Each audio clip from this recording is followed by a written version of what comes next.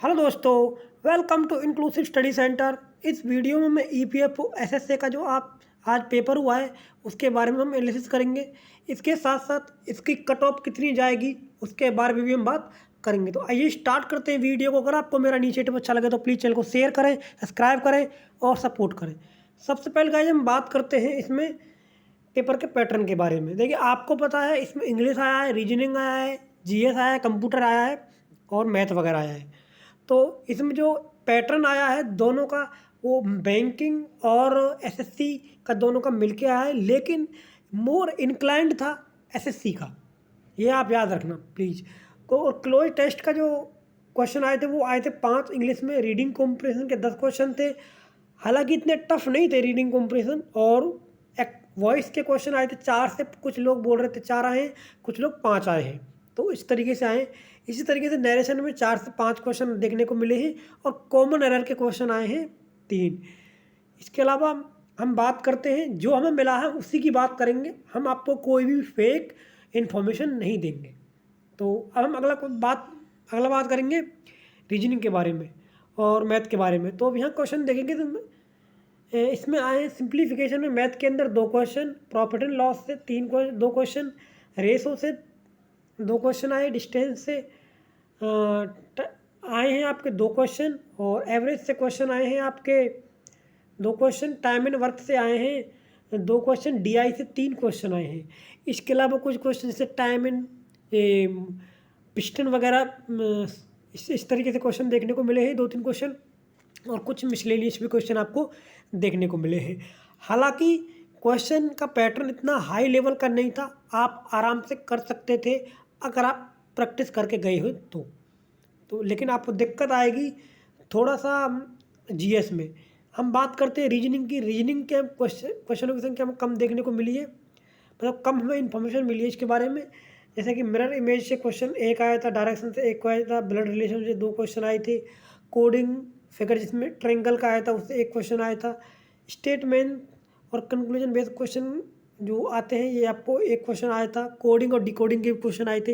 लेकिन मोस्टली जो क्वेश्चन थे ना, ये जैसे कुछ क्वेश्चन पजल के भी देखने को मिले थे 2-3 क्वेश्चन, लेकिन जो भी क्वेश्चन हमें देखने को मिले हैं ना वो आपके एसएससी बेस्ड क्वेश्चन देखने को मिले हैं। और ऐसे हम बात करते हैं इसमें कंप्यूटर के 10 क्वेश्चन देखने को मिले थे और कंप्यूटर के क्वेश्चन भी एक एवरेज बेस थे।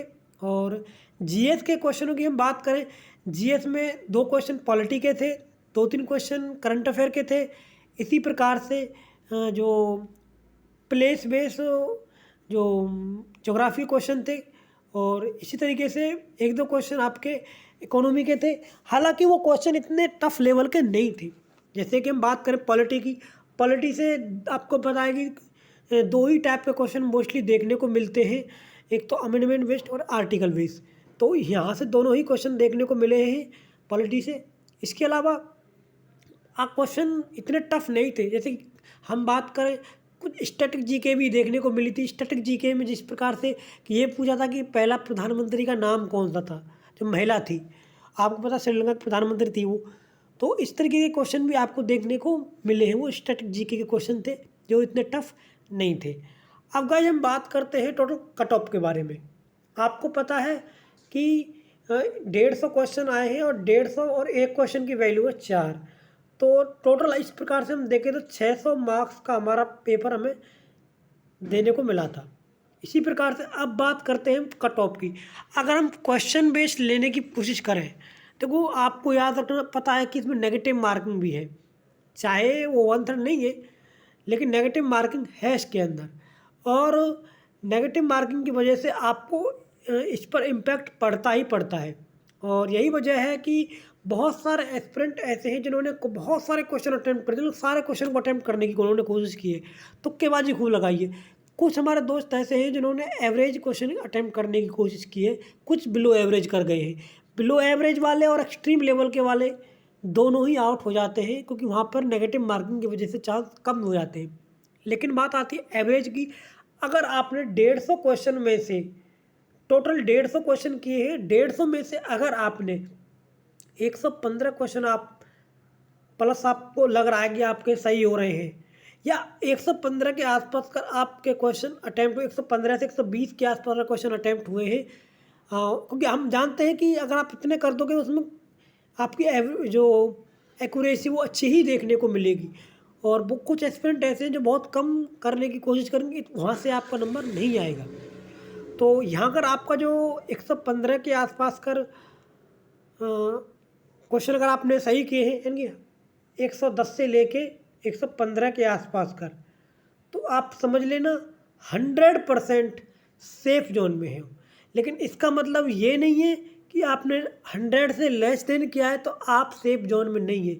याद रखना चाहिए, ये नॉर्मलाइजेशन होगा यहाँ पर, और नॉर्मलाइजेशन की वजह से मैं ये कह रहा हूँ 100+ वाले भी सेफ हो सकते हैं।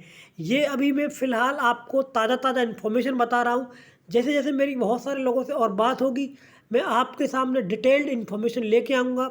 लेकिन फ़िलहाल की तारीख में, फ़िलहाल प्रेजेंट सिचुएशन में अगर आपके 100% अगर आपके 100+ मार्क्स आ रहे हैं, मतलब 100+ आपने क्वेश्चन सही किए हैं, जिसका आपको 400 के आसपास का होता है। एक क्वेश्चन की वेटेज 400 होती है, 4 होती है। तो उसी प्रकार से हम बात करते हैं, अगर 400 के आसपास का आपके मार्क्स बन रहे हैं तो आप सेफ जोन में हमें देखने को मिल रहे हैं। उससे ज़्यादा आपके क्वेश्चन आ रहे हैं, जैसे 115 110 के आसपास कर आ रहे हैं, तो आप 100% वहाँ पर सेफ जोन में हो जाते हो।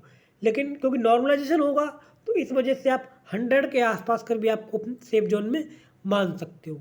तो गाइज ये मेरी तरफ से आपके लिए एक स्मॉल इन्फॉर्मेटिव वीडियो था। प्लीज़ चैनल को शेयर करें, सब्सक्राइब करें, सपोर्ट करें।